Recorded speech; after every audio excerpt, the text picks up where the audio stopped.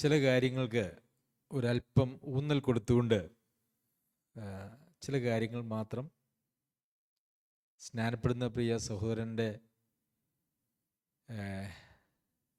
താല്പര്യത്തിലേക്കും അതുപോലെ സ്നാനപ്പെട്ടവരായ നമ്മുടെ എല്ലാവരുടെയും പ്രയോജനത്തിനും സ്നാനപ്പെടുവാനുള്ളവരുടെ താല്പര്യത്തിനുമായി പറയുവാനായിട്ട് ആഗ്രഹിക്കുന്നു.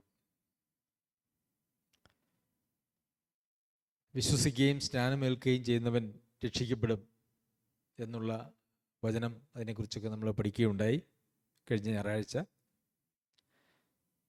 നമ്മുടെ സ്നാനത്തെക്കുറിച്ചുള്ള കാഴ്ചപ്പാടുകൾ മറ്റ് പല സ്ഥലങ്ങളിലും പഠിപ്പിക്കുന്നതിൽ നിന്നും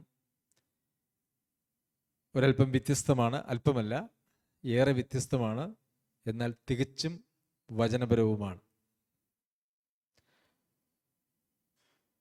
ആരുടെയും പ്രത്യേക ഉപദേശ സംഹിതകൾക്ക് നമുക്ക് വിധേയപ്പെടേണ്ടതായിട്ടുള്ള ആവശ്യമില്ല.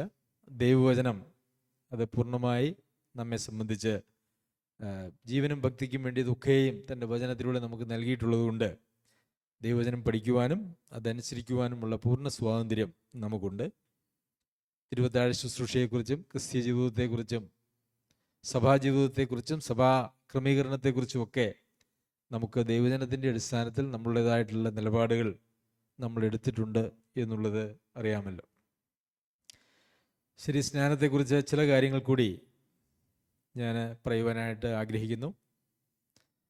സ്നാനപ്പെടാൻ പോകുന്ന സഹോദരനും അതുപോലെ നേരത്തെ സൂചിപ്പിച്ചതുപോലെ സ്നാനപ്പെട്ടവർക്കും ഇനി സ്നാനപ്പെടാൻ ബാക്കിയുള്ളവർക്കും പ്രയോജനകരമാകേണ്ടതിന് വേണ്ടിയാണ് ചില കാര്യങ്ങൾ ഞാൻ വീണ്ടും പറയാം എന്ന് വിചാരിച്ചത്. സ്നാന ശുശ്രൂഷ അല്ലെങ്കിൽ സ്നാനപ്പെടുന്നത് ഒരു ശവസംസ്കാര ശുശ്രൂഷയ്ക്ക് തുല്യമാണ് എന്ന് കഴിഞ്ഞ ഞായറാഴ്ച ഞാൻ സൂചിപ്പിച്ചിരുന്നു. രക്ഷിക്കപ്പെടുന്നയാള്, കർത്താവിലേക്ക് വരുന്നയാള്, അവനൊരു പുതിയ സൃഷ്ടിയാണ്. പഴയതെല്ലാം കഴിഞ്ഞുപോയി, ഇതാ അത് പുതുതായി തീർന്നിരിക്കുന്നു എന്ന് നമ്മൾ വായിക്കുന്നുണ്ട്. അപ്പോൾ പഴയതെല്ലാം കഴിഞ്ഞുപോയി ഒരു പുതിയ സൃഷ്ടിയായി തീരുന്ന ഒരു കാര്യമാണ് മാനസാന്തരവും വിശ്വാസവും സ്നാനവും കൂടെ കൂടുന്നതായ കാര്യം. സ്നാനം എന്ന് മാത്രം അതിനെ പറഞ്ഞാൽ തെറ്റിപ്പോകും. മാനസാന്തരം, വിശ്വാസം, സ്നാനം, ഇത് മൂന്നും കൂടെ കൂടുമ്പോൾ ഒരു പഴയ മനുഷ്യനെ കുഴിച്ചിട്ട് ഒരു പുതിയ മനുഷ്യനായിട്ട് മാറുകയാണ് ചെയ്യുന്നത്. അപ്പോൾ ഈ പഴയ മനുഷ്യൻ്റെ പ്രത്യേകതകൾ എന്തായിരുന്നു, ഈ പുതിയ മനുഷ്യൻ്റെ പ്രത്യേകത എന്താണ് എന്നുള്ളത് നമ്മൾ വളരെ വ്യക്തമായിട്ട് മനസ്സിലാക്കേണ്ടതുണ്ട്. പഴയ മനുഷ്യൻ്റെ പ്രത്യേകത എന്താ? പ്രത്യേകതകൾ എന്താ? പറയാം, പെട്ടെന്ന് പറയാം. എന്താണ്?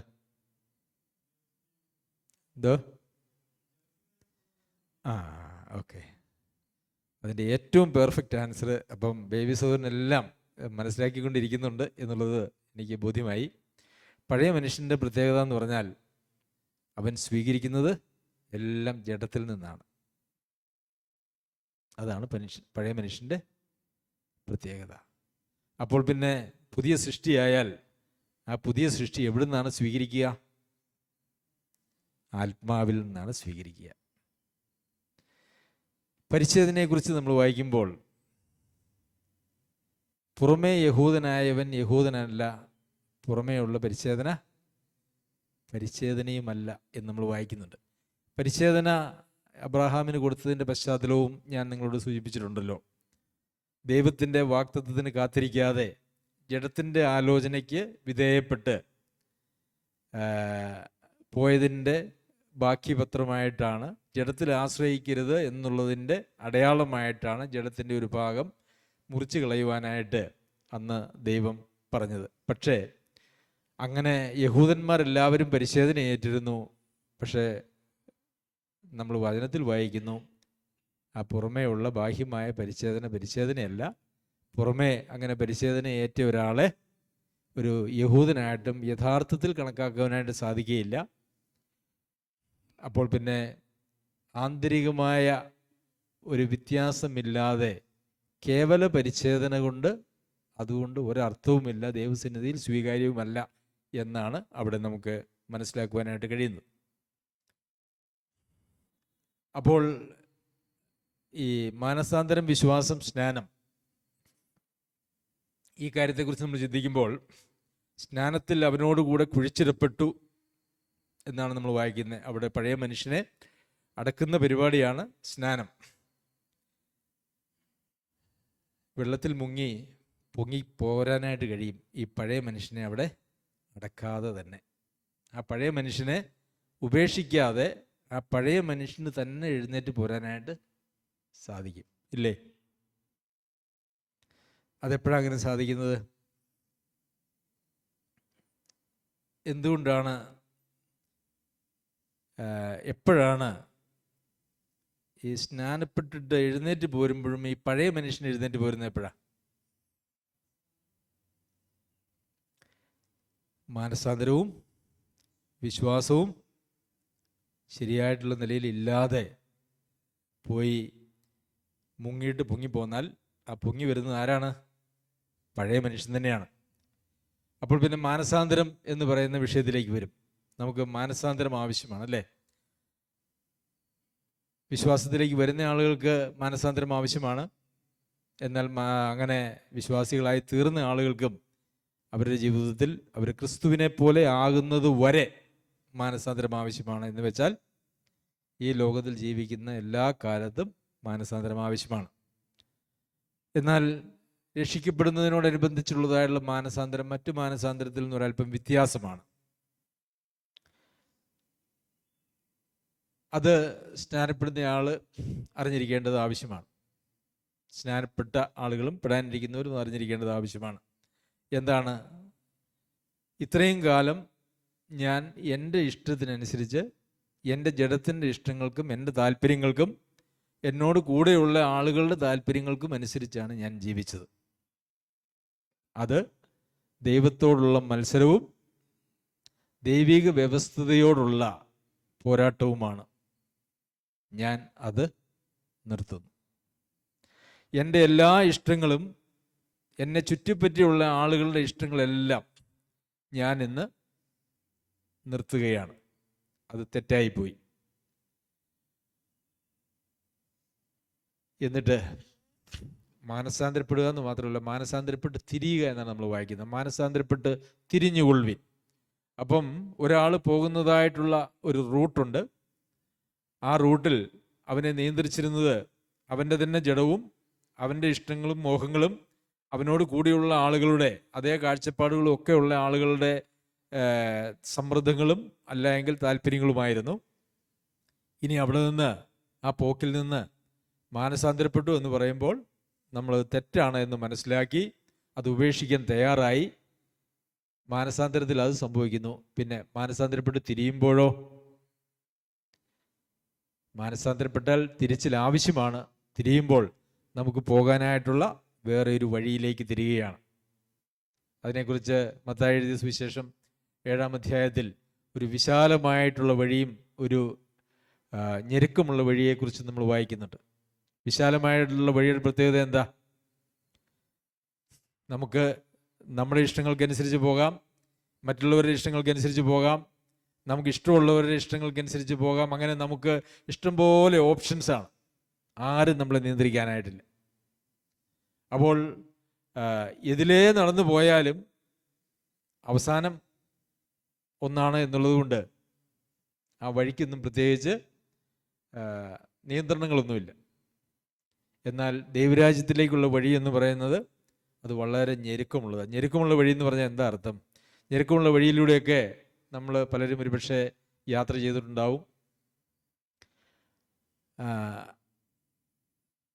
മുള്ളും കമ്പും ഒക്കെയുള്ള ചുറ്റും കാടുമൊക്കെയുള്ള വഴിയിലൂടെ, ചില ഇടവഴികളിലൂടെ നമ്മൾ പോയാൽ വളരെ ശ്രദ്ധിച്ച് അതിനിടയ്ക്കൂടെയൊക്കെ പോയില്ലെങ്കിൽ നമുക്ക് ആപത്ത് വരും. അതാണ് ഞെരുക്കമുള്ള വഴിയുടെ പ്രത്യേകത എന്ന് പറയുന്നത്.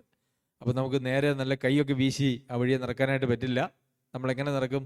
നമ്മളങ്ങനെ നടക്കുമ്പം ഇങ്ങനെ ഒന്ന് ചെരിഞ്ഞ് പിന്നെ അങ്ങോട്ടൊന്ന് മാറി പിന്നെ ചവിട്ടുന്ന സ്ഥലം ഒന്ന് നോക്കി അങ്ങനെ നമ്മൾ നടക്കുന്ന പ്രതലവും നമ്മുടെ ചുറ്റുപാടും ഒക്കെ ശ്രദ്ധിച്ച് വളരെ സൂക്ഷിച്ചാണ് ഈ ഞെരുക്കമുള്ള വഴിയിലൂടെ ആളുകൾ നടക്കുക. നിങ്ങളൊക്കെ അങ്ങനെ നടന്നിട്ടുണ്ടാവും, പ്രത്യേകിച്ച് കൃഷിക്കാരായിട്ടുള്ള ആളുകൾ അങ്ങനെ നടന്നിട്ടുണ്ടാവും എന്ന് ഞാൻ വിചാരിക്കുന്നു. അപ്പോൾ ക്രിസ്തീയ ജീവിതവും അങ്ങനെയുള്ള ഒരു ജീവിതമാണ്. ഞെരുക്കമുള്ള വഴിയിലൂടെയുള്ള ഒരു യാത്ര പോലെയാണ് ക്രിസ്തീയ ജീവിതം. അങ്ങനെ നമ്മൾ ഈ യാത്രയങ്ങ് തുടങ്ങുമ്പം നമ്മുടെ ഇഷ്ടങ്ങൾ വരും, നമ്മളുടെ അയൽവാസികളുടെ ഇഷ്ടങ്ങൾ വരും, നമ്മളുടെ കുടുംബക്കാരുടെ ഇഷ്ടങ്ങൾ വരും. ഇങ്ങനെ പല ഇഷ്ടങ്ങളും, പിന്നെ നമുക്കെതിരെ യുദ്ധവുമായിട്ട് പോരാട്ടവുമായിട്ട് ചിലപ്പം ആളുകൾ വരും. ചിലപ്പോൾ ഒരു സമൂഹം തന്നെ നമുക്കെതിരെ വന്നുകൂടായികയില്ല. അങ്ങനെയൊക്കെ വരുമ്പോൾ നമ്മളുടെ ജീവിതം ശരിക്കും ഒരു ഞെരുക്കത്തിൻ്റെ ജീവിതമായി തീരും. അങ്ങനെ ആ ജീവിതം അങ്ങനെയാണ്. എന്നാൽ ക്രിസ്തീയ ജീവിതം ഭയങ്കര സമൃദ്ധിയുടെയും വിശാലതയുടെയും ജീവിതമാണ് എന്ന് പഠിപ്പിക്കുന്ന ആളുകളുണ്ട്. വചനം അങ്ങനെ പഠിപ്പിക്കുന്നില്ല. എന്നാൽ ഈ ക്രിസ്തീയ ജീവിതത്തിൻ്റെ പ്രത്യേകത എന്ന് പറയുമ്പോൾ നമ്മളുടെ നോട്ടം, നമ്മുടെ പ്രത്യാശ എന്ന് പറയുന്ന നിത്യതയിലേക്ക് ആയതുകൊണ്ട് ആ സന്തോഷം ആണ്, നിത്യതയിലേക്ക് എത്തുന്നതിൻ്റെ സന്തോഷമാണ് ഈ ഞെരുക്കമുള്ള വഴിയിലൂടെ ഒരാളെ കൊണ്ടുപോകുന്നതിൻ്റെ, കടത്തിവിടുന്നതിൻ്റെ സന്തോഷം. അതുകൊണ്ടാണ് പൗലോസ് അപ്പോസ്തലൻ ജയിലിൽ കിടന്നുകൊണ്ട് സന്തോഷിക്കണം സന്തോഷിക്കണം എന്നൊക്കെ പറയുവാനും, തല്ലും മേടിച്ചുകൊണ്ട് പോയതായ പത്രോസും യോഹന്നാനും കർത്താവായ യേശു ക്രിസ്തുവിന് വേണ്ടി കഷ്ടമനുഭവിപ്പാൻ യോഗ്യരായി വിളിക്കപ്പെടുകയാൽ അവർ സന്തോഷിച്ചും കൊണ്ട് പുറത്തു പോയി എന്നും, ക്രിസ്തുയേശുവിൽ വിശ്വസിപ്പാൻ മാത്രമല്ല കഷ്ടമനുഭവിപ്പാൻ കൂടെ നിങ്ങൾക്ക് വരം നൽകിയിരിക്കുന്നു എന്നും ഒക്കെ പറയുന്നതിൻ്റെ അടിസ്ഥാന കാരണം അതാണ്. ഈ ഞെരുക്കമുള്ള വഴിയിൽ വലിയ സന്തോഷമൊന്നുമില്ല. പക്ഷേ ഈ ഞെരുക്കമുള്ള വഴിയിലൂടെ സഞ്ചരിക്കുമ്പോഴും നമ്മളുടെ സന്തോഷത്തിന് കാരണമെന്ന് പറയുന്നത് ആ നിത്യതയാണ്.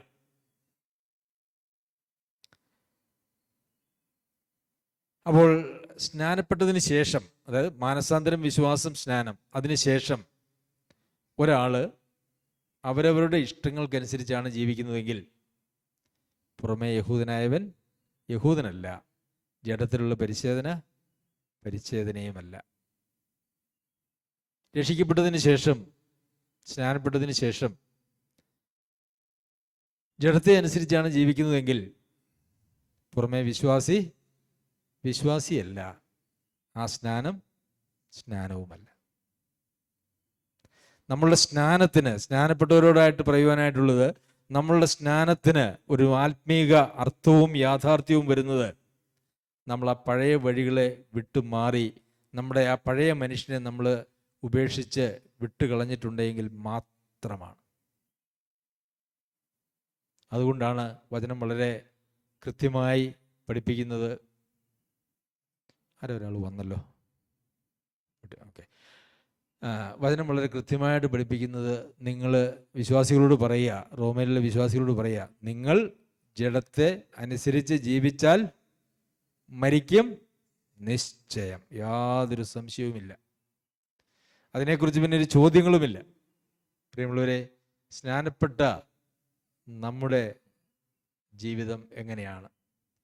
നമ്മുടെ ജഡത്തിൻ്റെ ഇഷ്ടങ്ങൾക്കും നമ്മുടേതായിട്ടുള്ള ഈ ലോകത്തിലെ മോഹങ്ങൾക്കും താല്പര്യങ്ങൾക്കും അനുസരിച്ചാണോ, അതോ നമ്മുടെ കർത്താവിൻ്റെ ഇഷ്ടം? അങ്ങനെയല്ലേ നമ്മൾ വായിക്കുന്നത്? എഫേസ്യ ലേഖനത്തിലാണെന്ന് തോന്നുന്നു, അവൻ്റെ ഇഷ്ടം എന്തെന്ന് പരിശോധിച്ച് അത് ചെയ്യുന്നവരുമായിരിപ്പിൻ. അപ്പോൾ ദൈവത്തിൻ്റെ ഇഷ്ടം, നമ്മുടെ ജീവിതത്തിൽ ഓരോ തീരുമാനങ്ങളും എടുക്കേണ്ടതായിട്ടുള്ള സമയം വരുമ്പോൾ ദൈവത്തിൻ്റെ ഇഷ്ടം എന്താണ് എന്ന് അറിയണമെങ്കിൽ അതിനൊരു പരിശോധന ആവശ്യമാണ്. എന്തുകൊണ്ടാണ് പരിശോധന ആവശ്യമായിട്ട് വരുന്നത്? നമ്മളുടെ രൂപാന്തരത്തിൽ ഒരു പര്യാപ്തത ഉള്ളതുകൊണ്ടാണ്. നന്മയും പ്രസാദവും പൂർണ്ണതയുമുള്ള ദൈവഹിതം തിരിച്ചറിയേണ്ടതിന് എന്ത് ചെയ്യണം? മനസ്സ് പുതുക്കി രൂപാന്തരപ്പെടണം. അപ്പോൾ മനസ്സ് പുതുക്കി രൂപാന്തരപ്പെട്ട് നാം ക്രിസ്തുവിനെ പോലെ ആയാൽ ക്രിസ്തു എന്ത് ചിന്തിക്കുന്നു, ക്രിസ്തുവിൻ്റെ ഇഷ്ടം എന്താണെന്നുള്ളത് ഓട്ടോമാറ്റിക്കായിട്ട് നമ്മളിൽ നിന്ന് വരും. എന്നാൽ നമ്മൾ ആ രൂപാന്തരത്തിൽ ക്രിസ്തുവിനെ പോലെ ആകാത്തിടത്തോളം കാലം നമുക്ക് ദൈവത്തിൻ്റെ ഇഷ്ടം അറിയണമെങ്കിൽ അതിനൊരു പരിശോധന ആവശ്യമാണ്. എന്നാൽ നമ്മൾ അങ്ങനെ പരിശോധിച്ചാണോ നമ്മുടെ ജീവിതത്തിൽ തീരുമാനങ്ങൾ എടുക്കാറുള്ളത്? ആണോ? അങ്ങനെ പരിശോധിച്ചിട്ടേ ചെയ്യാവൂ എന്നുള്ളതിന് ഒരു പ്രധാന വാക്യമുണ്ട്. എന്താണെന്നറിയാമോ? നിങ്ങൾ പറവാൻ താമസവും കേൾപ്പാൻ വേഗതയുമുള്ളവരായിരിക്കും. എന്തുകൊണ്ടാണ് അങ്ങനെ പറഞ്ഞേ? എന്തുകൊണ്ടാണ് അതിൻ്റെ ആ ഒരു വാക്യത്തിൻ്റെ പ്രസക്തി എന്താ? പറവാൻ വേഗതയാണെങ്കിൽ എന്താണ് അവിടെ? പരിശോധനയില്ല, അല്ലേ? എന്താണോ നമ്മളിൽ നിന്നും സ്വാഭാവികമായിട്ട് വരുന്നത് അതാണ് നമ്മൾ പറയുന്നത്. പരിശോധന അവിടെ ഇല്ല. അതുകൊണ്ടാണ് പറവാൻ താമസവും കേൾപ്പാൻ വേഗതയും. നമ്മുടെ സ്വഭാവം എന്താ? എന്തെങ്കിലും ഒന്ന് ആരെങ്കിലും ഒന്ന് പറയാൻ തുടങ്ങുമ്പോഴേക്കും പറഞ്ഞു തീർക്കാൻ പോലും നമ്മൾ സാധാരണഗതിയിൽ അവസരം കൊടുക്കാറില്ല.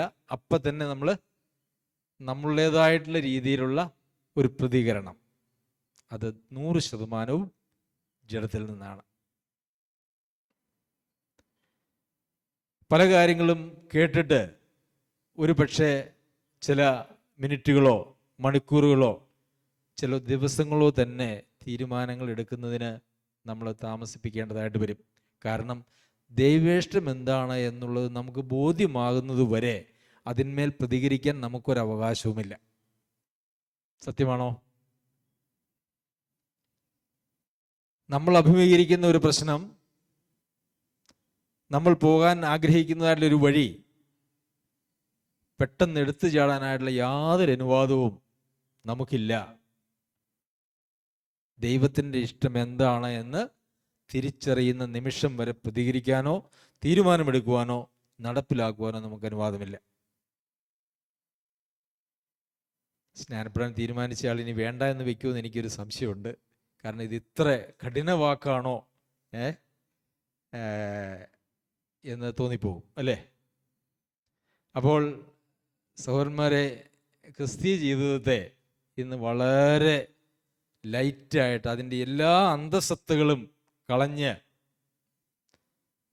ഒരു അക്രൈസ്തവൻ്റെ ജീവിതം പോലെ ചില ആചാരങ്ങൾ, ഒരാൾ ഒന്ന് ഏറ്റുപറഞ്ഞ് ഒന്ന് സ്നാനപ്പെട്ട് കഴിഞ്ഞാൽ പിന്നെ ലോകത്തിൽ ജീവിക്കുന്ന ഏതൊരു മനുഷ്യനെ പോലെയും, മാന്യനായി ജീവിക്കുന്ന ഏതൊരു മനുഷ്യനെ പോലെയും, അല്ലേ, വലിയ കുഴപ്പക്കാരായിട്ട് ജീവിക്കുന്ന ആളുകളെ കുറിച്ച് അങ്ങനെയൊന്നും നമുക്ക് ആളുകൾ പറയുന്നില്ല. വലിയ കുഴപ്പമൊന്നും ചെയ്യാതെ എങ്ങനെയെങ്കിലുമൊക്കെ അങ്ങനെ അങ്ങ് ജീവിച്ചു പോകുന്നൊരു ജീവിതമെന്നാണ് ക്രിസ്തീയ ജീവിതത്തെക്കുറിച്ച് ആളുകൾ ചിന്തിക്കുന്നത്. അല്ല കേട്ടോ, അങ്ങനെയൊന്നുമല്ല. സ്നാനപ്പെട്ട് നമ്മൾ ഓരോരുത്തരും ചിന്തിക്കേണ്ടതായിട്ടുള്ള ആവശ്യമുണ്ട്, മനസ്സിലാക്കേണ്ടതായിട്ടുള്ള ആവശ്യമുണ്ട്. നമ്മുടെ ജഡത്തിൻ്റെ ഇഷ്ടമാണ് നമ്മളെ നിയന്ത്രിക്കുന്നതെങ്കിൽ, താല്പര്യങ്ങളാണ് നമ്മെ നിയന്ത്രിക്കുന്നതെങ്കിൽ നമ്മുടെ സ്നാനം അതൊരു സ്നാനമാകുന്നില്ല. നമ്മളെ പഴയ മനുഷ്യനെ കൊണ്ടുപോയി കുഴിച്ചിട്ടിട്ടില്ല. അല്ലെങ്കിൽ ആ പഴയ മനുഷ്യനെ, അല്ലേ, നിങ്ങളുടെ അവയവങ്ങളെ അനീതിയുടെ അവയവങ്ങളായി പാപത്തിന് സമർപ്പിക്കരുത് എന്ന് പറഞ്ഞെടുത്ത് ഒരു പക്ഷേ അന്ന് കുഴിച്ചിട്ടാലും പിന്നെ പോയി ഇങ്ങ് പൊക്കിയെടുത്തുകൊണ്ട് വരുന്നതായിട്ടുള്ള ഒരാത്മീകാനുഭവം.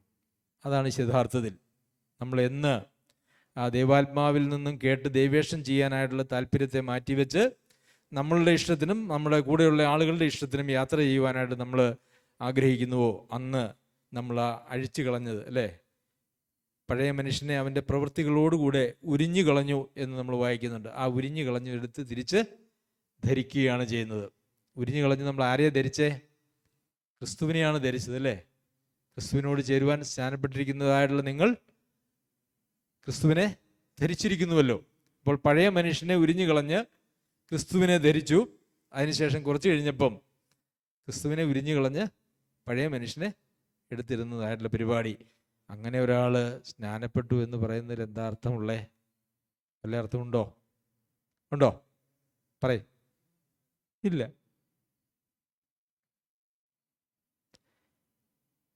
ദൈവകൽപ്പനകളോടുള്ള അനുസരണമില്ലാതെ പരിച്ഛേദനയാകുന്നില്ല എങ്കിൽ ആത്മാവിൽ നിന്ന് സ്വീകരിക്കുവാൻ മനസ്സില്ലാത്ത ആളുകളുടെ സ്നാനവുമാകുന്നില്ല. പഴയ മനുഷ്യനെ അവൻ്റെ പ്രവൃത്തികളോടുകൂടെ അവിടെ അടക്കം ചെയ്തിട്ട് ജീവൻ്റെ പുതുക്കത്തിൽ നടക്കേണ്ടതിന് വേണ്ടി ഒരു പുതിയ മനുഷ്യനായിട്ട് പുറമേക്ക് വരുന്നില്ല എങ്കിൽ അതൊരു സ്നാനമല്ല. അവിടെ ഒരു ചടങ്ങ് നടന്നിരിക്കാം, പക്ഷെ അവിടെ സ്നാനം നടന്നിട്ടില്ല. ഒരു സ്നാനത്തിൻ്റെ ചടങ്ങ് നടന്നിട്ടുണ്ട്, പക്ഷെ ഒരു സ്നാനം അവിടെ നടന്നിട്ടില്ല. അപ്പോൾ ഞാൻ സ്നാനത്തെ ഒരിക്കലും സ്നാനത്തെ വേർപെടുത്തി ചിന്തിക്കുവാൻ ആഗ്രഹിക്കാത്ത ആളാണ്. കാരണം അങ്ങനെ വേർപെടുത്തി ചിന്തിക്കുവാൻ വചനം അനുവദിക്കുന്നില്ല. മാനസാന്തരവും വിശ്വാസവും സ്നാനവും അത് മൂന്നും ഒരുമിച്ച് പരിഗണിക്കേണ്ടതായിട്ടുള്ള കാര്യങ്ങളാണ്. യഥാർത്ഥത്തിലുള്ളൊരു മാനസാന്തരം. പലപ്പോഴും ആളുകൾ മാനസാന്തരപ്പെടുന്നത് എങ്ങനെയാണെന്നറിയാമോ? അയ്യോ, ഞാൻ കള്ളം പറഞ്ഞിട്ടുണ്ട്, കർത്താവെ ക്ഷമിക്കണം. അല്ലെങ്കിൽ അങ്ങനെ എന്തെങ്കിലും നമ്മളുടെ ഓർമ്മയിലുള്ള ചില തെറ്റുകൾ അത് ചെയ്തിട്ടുണ്ട്, ക്ഷമിക്കണം, ഞാൻ മാനസാന്തരപ്പെടുന്നു. അങ്ങനെയാണ് അനേകരുടെ മാനസാന്തരവും. എന്നാൽ നമ്മുടെ യഥാർത്ഥത്തിലുള്ള മാനസാന്തരം അങ്ങനെയല്ല. ഞാൻ ഒന്നിനും കൊള്ളാത്തവനാണ്, എന്നിൽ ഒരു നന്മയുമില്ല, എന്നിൽ എന്തെങ്കിലും ചില പോരായ്മകൾ ഉണ്ട് എന്നുള്ളതല്ല, എന്നിൽ ഒരു നന്മയുമില്ല. വചനം എന്താ പറയുന്നത്? നീതിമാൻ ആരുമില്ല, ഒരുത്തൻ പോലുമില്ല, എന്നിൽ ഒരു നന്മയുമില്ല, ഞാൻ ദൈവത്തിൻ്റെ ശത്രുവാണ്, ഞാൻ എൻ്റെ ഇഷ്ടത്തിനനുസരിച്ച് ജീവിച്ച ആളാണ്, അതുകൊണ്ട് എനിക്ക് ഒരു നന്മയും എന്നെ സംബന്ധിച്ച് പറയുവാനായിട്ടില്ല, ഞാൻ പരിപൂർണമായും പിശാചിൻ്റെ മകൻ, നിത്യനാശത്തിന് യോഗ്യൻ. അങ്ങനെ ചിന്തിക്കുന്നുവെങ്കിൽ മാത്രമേ അവിടെ ഒരു മാനസാന്തരത്തിൻ്റെ പ്രസക്തി ഉണ്ടാകുന്നുള്ളൂ. നമ്മളിൽ എന്തെങ്കിലും കുഴപ്പമുണ്ട് എന്നുള്ളതല്ല, നമ്മളെ കുഴപ്പമാണ് എന്നുള്ള ചിന്തയിൽ നിന്ന് മാത്രമേ യഥാർത്ഥ മാനസാന്തരം ഉണ്ടാകുകയുള്ളൂ. അങ്ങനെയാണോ സഹോദര? അങ്ങനെയാണ് അല്ലേ? അങ്ങനെയാണ്. രണ്ടാമത്, മാനസാന്തരം കഴിഞ്ഞാൽ വിശ്വാസം. വിശ്വാസം എന്ന് പറയുന്നതും പലപ്പോഴും തെറ്റിദ്ധരിക്കപ്പെട്ട കാര്യങ്ങളാണ്. എന്താണ് വിശ്വാസം എന്ന് പറയുന്നത്? പലപ്പോഴും അറിവ്, അതിനെയാണ് വിശ്വാസമായിട്ട് ആളുകൾ ചിന്തിക്കാറുള്ളത്. അല്ല. കർത്താവായ യേശുക്രിസ്തു ത്രിത്വത്തിൽ രണ്ടാമൻ ഈ ലോകത്തിലേക്ക് വന്നു, പാപമില്ലാതെ മരിച്ചു, കാൽവരിയിൽ ജീവിച്ചു, കാൽവരിയിൽ മരിച്ചു, മൂന്നാം നാൾ ഉയർത്തെഴുന്നേറ്റു. ഞാനത് വിശ്വസിക്കുന്നു. എൻ്റെ പാപങ്ങൾക്ക് വേണ്ടിയാണ്, അത് വിശ്വസിക്കുന്നു. എൻ്റെ രക്ഷയ്ക്ക് വേണ്ടിയിട്ടാണ് വിശ്വസിക്കുന്നു. ഇതൊരു അറിവും ഇതൊരു വിശ്വാസവുമായിട്ട് മാറിയാൽ ഇത് രണ്ടും രണ്ടാണ്. അറിവ് എന്ന് പറയുന്നത് നമുക്ക് ആ ചരിത്രമൊക്കെ അറിയാം, അത് നമുക്ക് നമ്മുടെ എവിടെ ഇരിപ്പുണ്ട്? അത് നമ്മുടെ മണ്ടയിലുണ്ടാവും, തലയിലുണ്ടാവും, അല്ലേ? അതൊരു വിശ്വാസമാവുമ്പോൾ വിശ്വസിക്കേണ്ടത് എങ്ങനെയാണെന്നാണ് വചനത്തിൽ നമ്മൾ വായിക്കുന്നത്? ഹൃദയം കൊണ്ട് വിശ്വസിക്കണം, അല്ലേ? വിശ്വാസം ഹൃദയത്തിൽ വരുന്നു, അറിവ് എവിടെ വരുന്നു? തലയിൽ വരുന്നു. അറിവ് പിശാചിനുണ്ടല്ലേ? അറിയുക മാത്രമല്ല വിറയ്ക്കുകൂടി ചെയ്യുന്നു എന്നാണ് പറയുന്നത്. അപ്പോൾ അറിവിൻ്റെ അടിസ്ഥാനത്തിലല്ല വിശ്വാസം. വിശ്വസിക്കുകയാണെങ്കിൽ, എനിക്കിപ്പം ബാബു സഹോദരനിൽ വിശ്വസിക്കുകയാണെന്ന് പറഞ്ഞാൽ ഞാൻ എന്നെ തന്നെ പൂർണ്ണമായും ബാബു സഹോദരനെ ഏൽപ്പിച്ചു കൊടുക്കാൻ ഒരു മടിയും ഉണ്ടാവില്ല, അല്ലേ? ഉണ്ടോ? നമ്മൾ വിശ്വസിക്കുന്ന ആളുകളെ നമ്മൾ സംശയിക്കുമോ? നമ്മൾ നമ്മെ തന്നെ അവർക്ക് ഏൽപ്പിച്ചു കൊടുക്കും. നമ്മെ തന്നെ യേശുക്രിസ്തുവിന് പൂർണ്ണമായും ഏൽപ്പിച്ചു കൊടുക്കുന്ന വിശ്വാസമാണോ നമ്മളിലുള്ളത്? അതോ കേവലം ചില അറിവുകളാണോ? ഏത് വിശ്വാസമാണ്? അങ്ങനെയുള്ള വിശ്വാസമാണോ സഹോദര ഉള്ളത്? അതെ.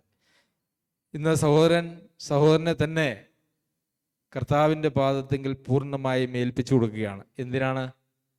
ദൈവേഷ്ടം ചെയ്യുവാനായിട്ട്.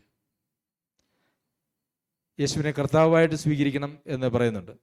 അത് ഏൽപ്പിച്ചു കൊടുക്കലിൽ വരുന്നതായിട്ടുള്ള കാര്യമാണ്. എന്താണ് ഏൽപ്പിച്ചു കൊടുക്കുമ്പോൾ കർത്താവായിട്ട് സ്വീകരിക്കുക എന്ന് പറഞ്ഞാൽ? ഇന്നു മുതൽ എൻ്റെ കർത്താവായിരിക്കുന്ന, എൻ്റെ യജമാനനായിരിക്കുന്ന യേശുക്രിസ്തു പറയുന്നതല്ലാതെ ഒന്നും എനിക്ക് ഞാൻ ചെയ്യില്ല. ശരിയാണോ സഹോദര? ആണ്.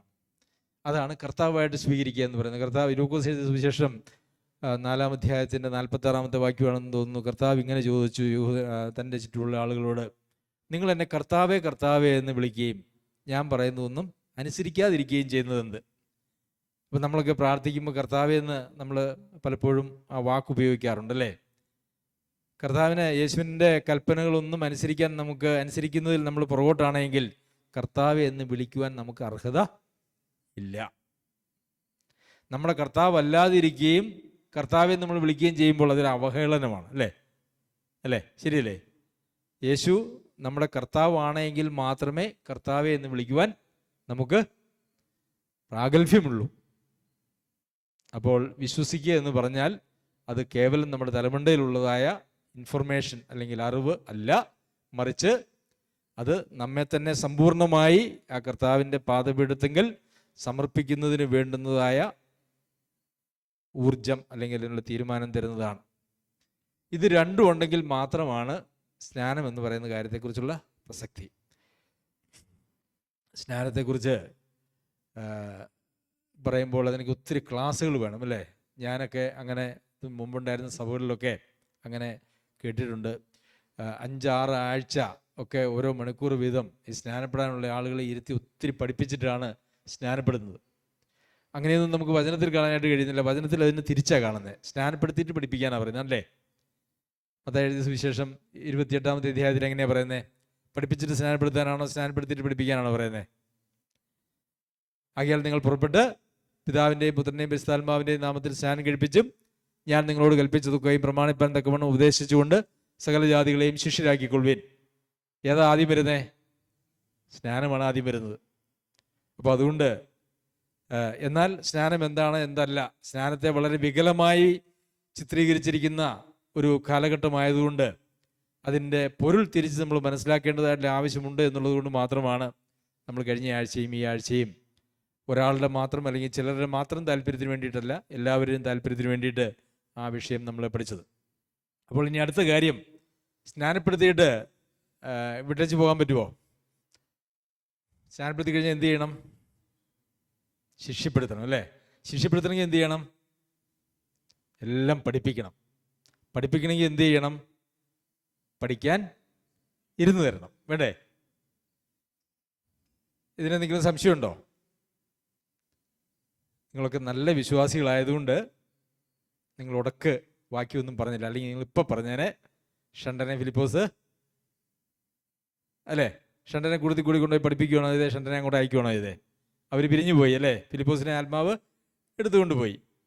അപ്പോൾ അങ്ങനെ ഉണ്ടല്ലോ സഹോദര എന്ന് ചോദിക്കരുത് നാളെ. ഫിലിപ്പോസിനെ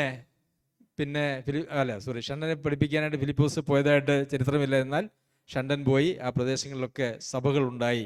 1-ാം നൂറ്റാണ്ടിൽ തന്നെ സഭകളുണ്ടായി എന്നുള്ളത് നമ്മൾ സഭാചരിത്രം പഠിക്കുമ്പോൾ മനസ്സിലാകുന്നതായിട്ടുള്ള കാര്യമാണ്.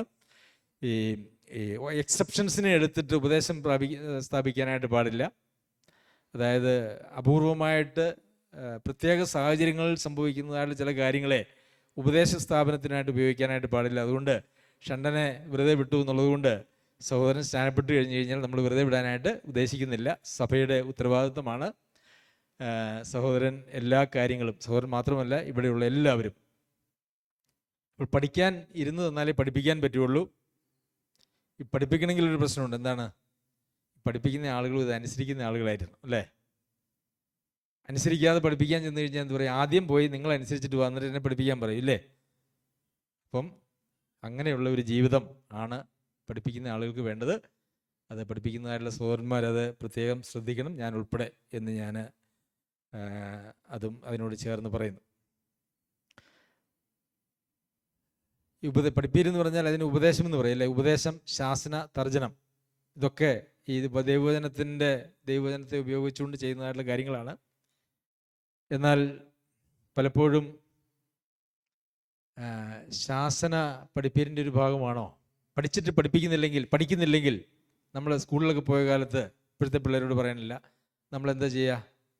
ഹോംവർക്ക് ചെയ്തുകൊണ്ടിരുന്നില്ലെങ്കിൽ ചോദിച്ചിട്ട് ഉത്തരം പറഞ്ഞിട്ട് എന്ത് ചെയ്യും? അടിക്കും, അല്ലേ? ആദ്യം വഴക്ക് പറയും, പിന്നെ അടിക്കും. തർജ്ജനമുണ്ട്, ശാസനയുണ്ട് പഠിപ്പീരിൻ്റെ ഭാഗമായിട്ട്. അതാർക്കും വേണ്ട ഇക്കാലത്ത്, അല്ലേ? അതുകൊണ്ട് തന്നെ അടി കൊള്ളാത്ത പിള്ളേരെങ്ങനെയാണ് സാധാരണ? അവർ കുഴപ്പക്കാരായിരിക്കും. അതുകൊണ്ട് ഇന്നത്തെ സഭയിലെ വിശ്വാസികളെല്ലാം കുഴപ്പക്കാരാണ്. ചെറുപ്പത്തിലേ അടിക്കാത്തത് കൊണ്ട് അവരെ പിന്നെ ഒരു കാലത്തും അടിക്കാൻ പറ്റില്ല. ഒരു പ്രായം കഴിഞ്ഞാൽ പിന്നെ അടിക്കാൻ പറ്റുമോ? അടിക്കാൻ പറ്റില്ല, അല്ലേ? 20, 25, 30 വയസ്സായ മക്കളെ തല്ലി ശരിയാക്കാൻ പറ്റുമോ? പറ്റത്തില്ല. അടിക്കേണ്ട കാലത്ത് അടിക്കണമായിരുന്നു. അങ്ങനെയാണ് ഇന്നത്തെ സഭകളിലെല്ലാം ഉള്ള അവസ്ഥ. ഇപ്പം നമ്മൾ ഇപ്പം അടിക്കുകയാണെങ്കിലും വഴക്ക് പറയാം. വഴക്ക് പറഞ്ഞാൽ എന്ത് ചെയ്യും? നാളെ അടുത്ത ആഴ്ച സഭായോഗത്തിന് കാണുകയല്ല വേറെ ഏതെങ്കിലും സഭയിൽ പോയെന്ന് കേൾക്കാം. അങ്ങനെയൊന്നും ഉണ്ടാവരുത് കേട്ടോ. അടിയും വഴക്കും ഒക്കെ ഇവിടെ ഉണ്ടാകും. ആരും അങ്ങനെ വഴക്ക് പറഞ്ഞു എന്നോ ഉപദേശിച്ചു എന്നോ ഒക്കെ പറഞ്ഞ് ആരും അങ്ങനെ പോകാൻ പാടില്ല. അങ്ങനെ ഒരാൾ വഴക്ക് പറഞ്ഞു എന്നുള്ളതുകൊണ്ട് പോവുക എന്ന് പറഞ്ഞാൽ അവരൊരിക്കലും ശരീരത്തിൻ്റെ അവയവമായിട്ടിരുന്നില്ല, അല്ലേ? ഈ കൈക്ക് എന്തെങ്കിലും ഒരു പ്രശ്നമുണ്ടായി, ഈ കൈ അതിനെ ഒന്ന് മാന്തി ചൊറിഞ്ഞു എന്ന് വിചാരിച്ചോ, ഈ കൈ ഉടനെ തന്നെ എന്നാൽ പിന്നെ ഈ ബന്ധം വേണ്ടെന്ന് പറഞ്ഞ് ഈ ശരീരത്തിൽ നിന്ന് ഒഴിവായി പോവോ? ഇല്ല. പോവോ? ഇല്ല. അപ്പം നമ്മൾ ഒറ്റ കെട്ടാണ്, ഒരു ശരീരത്തിൻ്റെ അവയവമാണ് നാം എങ്കിൽ സഭ വിട്ടു പോകുന്നതിനെ കുറിച്ച് നമ്മൾ ചിന്തിക്കില്ല. പിന്നെ ദൈവവചന വിരുദ്ധമായിട്ടോ എന്തെങ്കിലും കാര്യങ്ങൾ ഉപദേശിക്കുകയോ പഠിപ്പിക്കുകയോ ചെയ്യുന്ന ഒരു സഭയാണ് എങ്കിൽ വിട്ടു പോകണം. പക്ഷെ നമ്മെ സംബന്ധിച്ചിടത്തോളം അങ്ങനെ ഒരു പ്രശ്നമില്ല. കാരണം എന്ത് സംശയങ്ങൾ നിങ്ങൾക്കുണ്ടെങ്കിലും അത് നമുക്ക് ചർച്ച ചെയ്യാനും അതിനെക്കുറിച്ചുള്ള കൃത്യമായിട്ടുള്ള ദൈവവചനം നമുക്ക് ഒരുമിച്ചിരുന്ന് പഠിച്ച് ശരിയായിട്ടുള്ള കാര്യങ്ങൾ അനുസരിക്കുന്നതിന് നമുക്ക് ആർക്കും ഇവിടെ തടസ്സമില്ല. കാരണം മുകളിൽ നിന്നുള്ള യാതൊരു നിയന്ത്രണങ്ങൾക്കും കീഴിലല്ല നമ്മൾ. ആരെങ്കിലും വെച്ചിരിക്കുന്നതായുള്ള ഒരു ഉപദേശത്തിൻ്റെ പിന്നാലെ പോകേണ്ടതായുള്ളൊരു ആവശ്യം നമുക്കില്ല. ദൈവവചനത്തിൽ നിന്ന് ബോധ്യപ്പെടുന്നതായിട്ടുള്ള എല്ലാ കാര്യങ്ങളും അനുസരിക്കുവാനായിട്ടുള്ള സ്വാതന്ത്ര്യം നമുക്ക് ഉണ്ട്. അതുകൊണ്ട് ആരും പോകേണ്ടി വരില്ല എന്ന് ഞാൻ വിശ്വസിക്കുന്നു. ഇനി ഇടയ്ക്ക് ഇതത്ര ശരിയല്ല, അല്ലെങ്കിൽ എനിക്കങ്ങ് ശരിയാവുന്നില്ല, ഒന്ന് പോയാലോ എന്നൊരു ചിന്ത നിങ്ങളിൽ ആർക്കെങ്കിലും വന്നിട്ടുണ്ടോ? ഉണ്ടെങ്കിൽ സൂക്ഷിച്ചുകൊള്ളുക. ശരീരത്തോട് ഒട്ടിയിട്ടില്ല, ശരീരത്തിൻ്റെ അവയവമായി തീർന്നിട്ടില്ല, അല്ലേ? എപ്പോഴാണ് ഈ കൈയൊക്കെ മാറ്റി വയ്ക്കാം? എപ്പോഴാണ് കൈ മാറ്റി വയ്ക്കണേ? ആർട്ടിഫിഷ്യൽ അല്ലേ? നമ്മുടെ കൈയും കാലും ഒക്കെ നഷ്ടപ്പെട്ട ആളുകൾ, അവർ നമ്മൾ മേടിക്കാൻ കിട്ടുമല്ലോ കൈയും കാലും ഒക്കെ, അതൊക്കെ ഫിറ്റ് ചെയ്ത് പോവുകയാണെങ്കിൽ അതൊക്കെ എടുത്ത് മാറ്റി വയ്ക്കാൻ പറ്റും ഈസി ആയിട്ട്. പുതിയത് വേണേൽ മേടിക്കാം, അതിന് മോഡിഫിക്കേഷൻ വരുത്താം. അപ്പോൾ സഭയോട് ചേരാതെ, സഭയാകുന്ന കർത്താവിൻ്റെ ശരീരത്തോട് ചേരാതെ ഒരകലം പാലിച്ച് നിൽക്കുന്ന ആളുകൾ ആരും സഭയുടെ അംഗമായിട്ട് ദൈവം കണക്കാക്കുന്നില്ല. സഭയുടെ അംഗമാണെങ്കിൽ ശരീരത്തിൻ്റെ ഭാഗമാണ്. ശരീരത്തിൻ്റെ ഭാഗമാണെങ്കിൽ വിട്ടുപോവുക എന്ന് പറയുന്നത് അസാധ്യമായിട്ടുള്ള ഒരു കാര്യമാണ്. ശരീരത്തിൻ്റെ ഭാഗമാകാതെയും സഭായോഗത്തിന് വരാൻ കേട്ടോ. അതിനെക്കുറിച്ച് പൗലോസ് അപ്പോസ്തലൻ പറയുന്നത് സഭയിൽ ആരൊക്കെ ഉണ്ടായിരുന്നു? പ്രാകൃതന്മാരായിട്ടുള്ള ആളുകളുണ്ടായിരുന്നു, അല്ലേ? രക്ഷിക്കപ്പെടാത്ത ആളുകൾ പോലും സഭയിൽ വരും. കാരണം സാക്ഷ്യം പറയുന്നതിൻ്റെ അടിസ്ഥാനത്തിൽ മാത്രമാണ് നമ്മൾ സ്വീകരിക്കുന്നത്. നമുക്ക് അങ്ങനെ പൗലോസിന് പോലും ഇല്ലാതിരുന്നതായിട്ടുള്ള ആന്തരിക ജ്ഞാനമൊന്നും ദൈവം നമുക്ക് നൽകിയിട്ടില്ല. കർത്താവ് തന്നെ പറഞ്ഞത് കളയൊക്കെ അവിടെ കാണും, അത് പറിച്ചു കളഞ്ഞാൽ വിളയെയും ബാധിക്കും, അതുകൊണ്ട് ന്യായവിധി ദിവസത്തിൽ മാത്രമേ അത് പറിച്ചു കളയുന്നുള്ളൂ എന്നുള്ള നിലയിലാണ്. അപ്പോൾ നമ്മൾ സഭയിൽ ഒരു ശരീരമാണ്, എൻ്റെ ജീവിതത്തിൻ്റെ ഭാഗമാണ് എൻ്റെ സഭയിലെ എല്ലാ അംഗങ്ങളും എന്നുള്ള ഒരു ചിന്ത നമുക്കുണ്ട് എങ്കിൽ മാത്രമേ നാം ശരീരത്തിൻ്റെ അവയവങ്ങൾ ആയിരിക്കുന്നുള്ളൂ.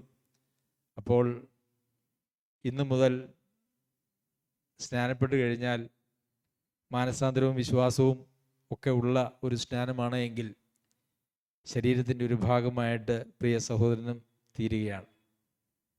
പ്രിയമുള്ളവരെ, നമ്മുടെ സഹോദരന്മാരെയും സഹോദരിമാരെയും ഒക്കെ ഓർക്കുമ്പോൾ ഇവിടെ മാത്രമല്ല, നമ്മളെ സ്നേഹിക്കുകയും നമ്മളുടെ വചനങ്ങൾ കേൾക്കുകയും നമ്മളായിട്ട് കൂട്ടായ്മയുമുള്ള പല സ്ഥലങ്ങളിലുള്ള ആളുകളുണ്ട് എന്നുള്ളത് അറിയാമല്ലോ. അവരൊക്കെ നമ്മളും അവരൊക്കെ ഒന്നാണ് എന്നുള്ള ആ ഒരു ഏക മനോഭാവം നമുക്കുണ്ടോ? ഉണ്ടെങ്കിൽ മാത്രമേ നാം ഒരു ദൈവസഭയുടെ അംഗമായിരിക്കുന്നുള്ളൂ. ശരി, അപ്പോൾ നമ്മൾ പ്രിയ സഹോദരൻ്റെ സ്നാനത്തിനായിട്ട് പിരിയുകയാണ്. അതിനുശേഷം നമുക്ക് തിരുവത്താഴ ശുശ്രൂഷ ഉണ്ടാകും. പിന്നെ ചില